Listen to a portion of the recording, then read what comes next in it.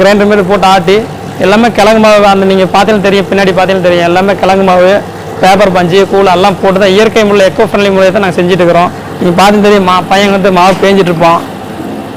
அடுத்து வந்து மாவு உருட்டி சிலையில் அந்த அச்சில் அழுத்தி அதை அந்த வடிவத்தை கொண்டாடுறதுக்காக பையன் ரெடி பண்ணிட்டுக்கிறோம். வந்து அந்த ஒரு சிலை பெருசாக ஒன்று ரெடி ஆகணும் அப்படின்னா இந்த இவ்வளோ வேலை நடக்கணுங்க. ஸோ இப்போ நீங்கள் பார்த்தீங்கன்னா அந்த மாவு குண்டாவில் இந்த ஆட்டி இதுமாரி மாவாக எடுத்து அதுக்கப்புறம் வந்து இந்தமாரி பெருசாக பூரி கட்ட மாரி நல்லா பெருசாக பாயாட்ட உருட்டுங்க.